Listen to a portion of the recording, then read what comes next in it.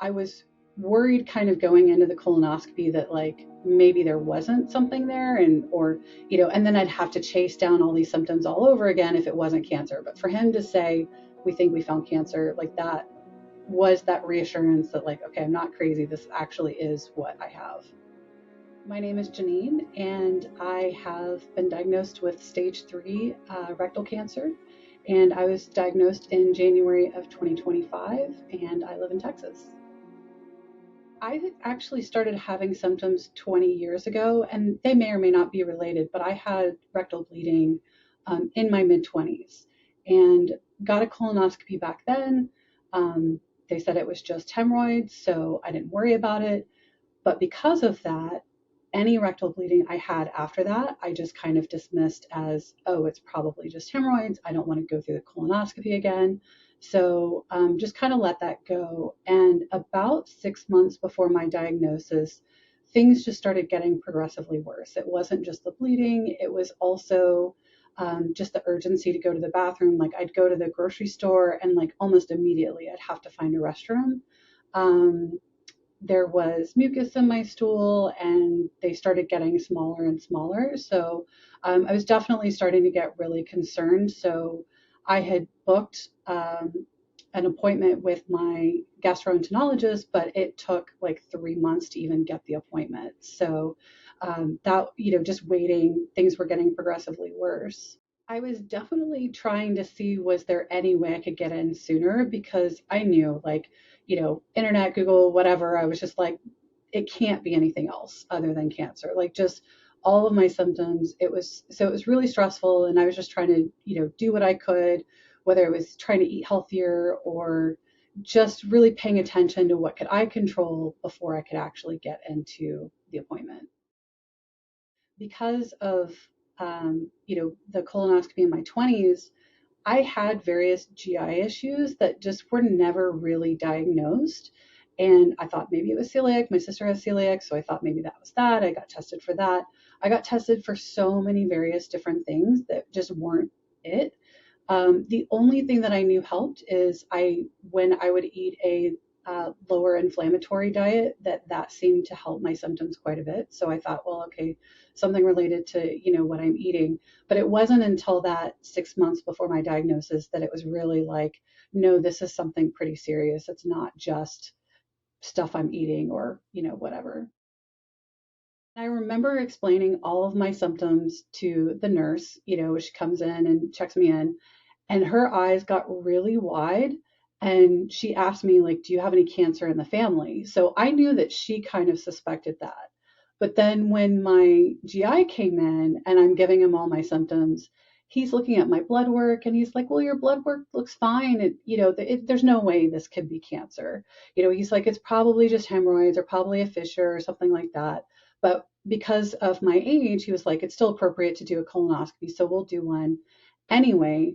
But that took a month, to schedule even after that appointment. So I already knew, and he was like, oh, well, it's probably something else, but we'll just make sure. The only thing that mattered to me was that I got the colonoscopy because I knew that that was the thing. Like if he had said no to that, then I would have just gone to another doctor until I had gotten one who said, yes, we'll get a colonoscopy. The GI appointment was in early December and he couldn't get me in for a colonoscopy until after the new year, and then he was out of town and all of the things that caused delays. So it wasn't until January 7th that I was able to get the colonoscopy. So obviously waiting, with the holidays and just kind of on pins and needles, but I think just by then I already knew, and this was just the confirmation of that. There was a huge difference between when I did it in my 20s to the most recent one, because the one I did in my 20s, I just remember having nightmares about that one. And that's why I avoided it for so long, is because of that experience. And this one, the prep wasn't great either. They did give me pills this time. So there's like two sets of pills that you take, one like at 5 p.m. and then another one at 9 p.m. And then you're just having to constantly drink water. And yes, you're on the toilet a lot, but looking back, it's like it's just so necessary to get in to do that. And so at the end of the day, it wasn't that big of a deal. The doctor came in right away and he had the printout of the colonoscopy images. And he handed them to me and he said, "We think we found cancer." And I always try and ask my sister because she was there with me. And I'm like, he did say that, right? Like, I'm not making that up because you're under anesthesia, you're coming out of it. But it was immediately after I woke up that he was already in there talking to me about that. And he said, I'm going to refer you to an oncologist and a surgeon. So already right away, I kind of knew, and obviously they have to do the biopsy to confirm, but I just from a feeling perspective, just hearing him say that, it was like, okay, that's what I was looking for. Like, I was worried kind of going into the colonoscopy that like maybe there wasn't something there and then I'd have to chase down all these symptoms all over again if it wasn't cancer. But for him to say, "We think we found cancer," like that was that reassurance that like, okay, I'm not crazy. This actually is what I have. Hearing him say, "We think we found cancer," it it wasn't like shock or it wasn't, you know, surprise because I knew that already that that's probably what it was. And it was that feeling of like, okay, we have an answer. There's, a protocol for this and there's going to be treatment and all of that. And hopefully it's early enough, that we can do something about it. So honestly, I think it wasn't a scary moment for me. It was just like a sigh of relief and like, okay, we can now move forward. And I'm a project manager, basically what I do for work. So just my brain is like, okay, when's the next appointment? When can we just move forward and do the next thing? First thing, he said that they were going to rush the biopsy, which he said I would have. So that was, I think, Tuesday. And he said I would get the biopsy by the end of the week on Friday. Unfortunately, here in Texas, we had bad weather that time of the week. So it was like 2 days, everything was pretty much shut down. So I actually didn't hear for another week that confirmation that it was cancer. And then he referred me specifically to a medical oncologist and a surgical oncologist and got those appointments almost right away. CAT scan, MRI, PET scan, all of those appointments I think were in the span of a week after my official diagnosis. Meeting with my medical oncologist initially was, at that point, I think I had my PET scan, but maybe not my MRI results. So he already was kind of moving forward of like, okay, initially he staged me at stage 2. My lymph node involvement was questionable. So that's why it was, at that point it was stage 2, which my understanding, there's not much difference in terms of treatment paths for my particular cancer, whether it's 2 or 3. So he just immediately said, you're going to do chemo, you're going to do radiation, and then you're going to do surgery, just based on the location of my tumor. And so that happened really, really quickly. And he was just very curt and matter of fact and like, this is what we're doing. And then I met with my surgeon who had a much better bedside manner. He was just very helpful in explaining everything to me, what the possible surgical options were going to be for me. And so I think that helped just kind of understand a little bit more than what my medical oncologist was kind of explaining. It was just calling back and forth, like following up, because it was like, okay, talk to insurance, can we make the appointment? So I felt like I was project managing my own cancer, and because there wasn't a lot of follow up sometimes, or it was slower to follow up than I would have liked. And I'm like, let's go. Like, I've been waiting so long at this point. I'm like, let's just keep going. And so finally got, and this is still relatively quickly, like within a couple of weeks, where I got the Metaport installed. And then chemo started. My first infusion started the week after that. So I was already well into that. So mentally, I think I just kind of compartmentalize things and I'm just like, I'm not even going to think about it right now. Let's just do the thing that we need to do. I started chemo, and that was the first wave of treatment. And that was 4 months of infusion of Folfox every other week. So every 2 weeks, I would get the infusion. With the Folfox, I have the infusion that I did on Mondays, and then I would have a take home pump that I would have to wear for 46 hours and then get it removed after that. And then I have a little bit of a break. So I'm in that break right now where I start radiation on the 7th, so in a couple of weeks. And just actually this morning got my radiation planning. So I have the tattoos and all of that going for me. So just started that process. And the hope is after radiation that my tumor will have cleared enough that I can prevent doing surgery. Specifically because in my case, I have a very low rectal tumor, and that means an APR surgery. I'm going to butcher the name, but it's abdominoperineal resection surgery, which is commonly referred to as the Barbie butt surgery. And so just, that's very obviously life changing. And, so I'm hoping that, based on the effects of radiation that I can avoid that. The first week was kind of bad, actually. But watching movies and TV, I'm thinking, okay, this is normal. I had pretty severe diarrhea one night and then just vomiting. And I was on the side effect medication, Zofran, and everything that they had prescribed for me. And in addition to that, I also had chest tightening, that it just felt like my chest was closing in and it was hard to breathe. Even called my doctor, like, are we okay? And he's like, don't go to the emergency room. It's heartburn, and it's just take this medication and you'll be fine. But when I did go in to get my pump removed, I was so dehydrated that they gave me fluids just because I was so dehydrated. And they called the doctor in. They're like, we're changing your chemo regimen. So they did adjust that quite a bit because of my initial reaction. They were like, no, it's supposed to be manageable. You don't need to put up with this.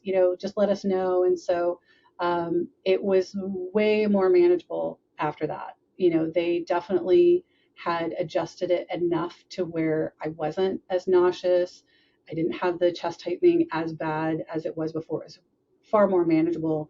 And with the side effect medication, and later I just kind of added some supplements as well, like magnesium, that help with like muscle cramps and stuff like that. So by the end of it, I wasn't even taking my side effect medication because I learned, like, with diet and just all of these other things, just kind of what was working and what wasn't. And I felt actually really good, surprisingly, like really, really good by the eighth and final chemo treatment, just because I had kind of over time figured out what worked for me. When I went in to have my pump removed and the nurses saw how just miserable I was, I really appreciated what they told me. And it was basically like, no, your side effects are meant to be manageable. It's not like movies. It's not like TV where you see people getting sick a lot, or, so that really helped me know, like, okay, no, they really do want to know even every little thing that happens. And so when they had removed the pump, that was before I started having the chest tightening. So the next day, when I did start having that chest tightening, that did give me the confidence to say, okay, no, I need to call the doctor and let them know that this is happening, because it could be serious, it could not. But to let them know was really helpful and calming for me to be like, okay, this is normal, but this is what to expect. I've actually switched teams for my oncology doctors. The initial medical oncologist just wasn't very helpful in terms of explaining things or listening or just having a really good bedside manner.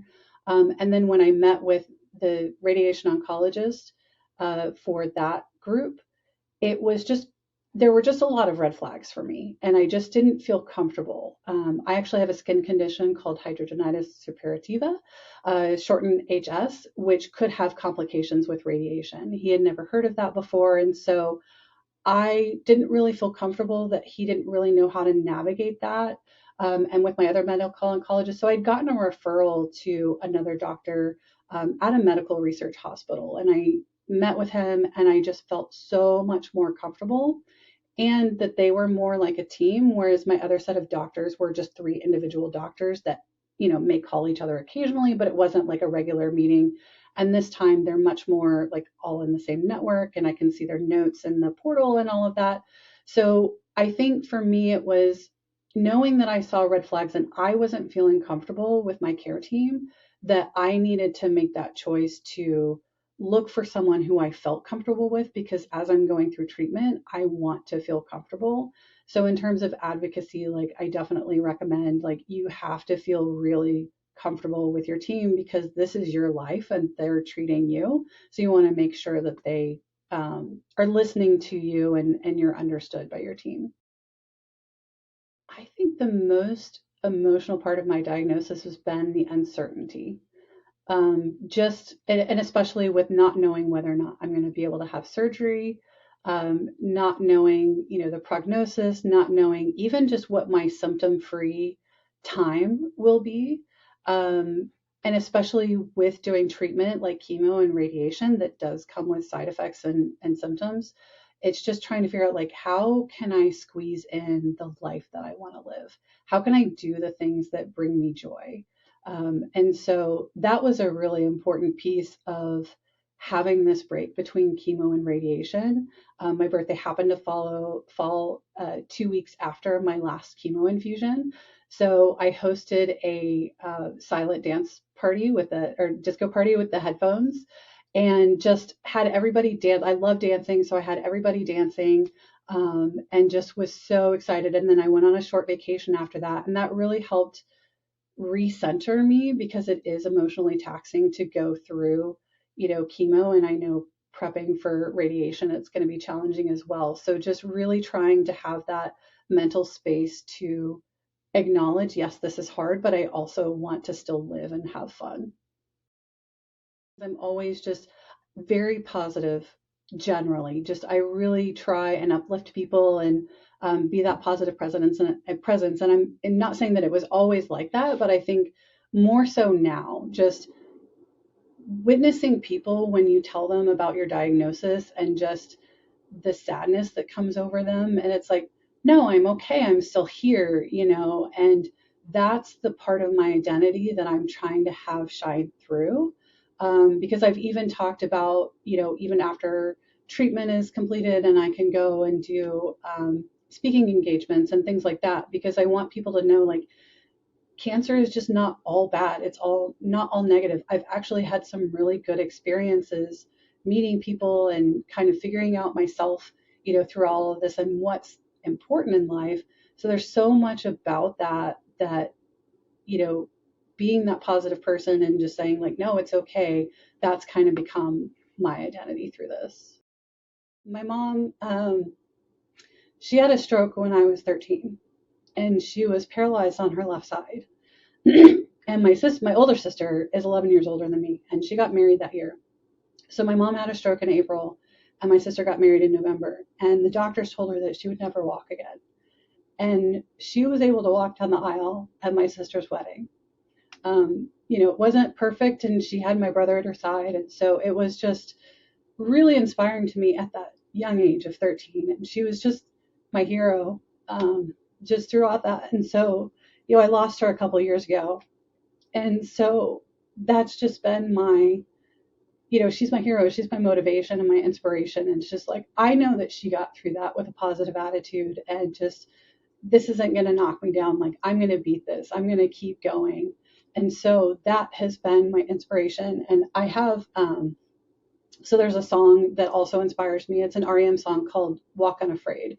And every time I hear it, it's just basically like I get knocked down, and I'm gonna you just walk unafraid and get up and walk unafraid. And so I had that tattooed on my foot like 10 years ago, and so that just still continues to be, a reference to that song and my mom and how she learned to walk again. So that's always been, the motivation behind perseverance and just, I'm going to get through this. I think there's so much beauty that can be found if you see it and you look for it. Just the connection with people that have stayed there for me and been there for me. One of the other things that I do, which was humorous because I like to keep a sense of humor as well. And that's my other message is, stay positive, be humorous. I created a Facebook page and I named my tumor Chester McButtsprout, and he has his own Facebook page. And the reason I did it was because during chemo, everybody was asking me like, how are you doing? How are you doing? How are you doing? Like constantly, especially in the beginning.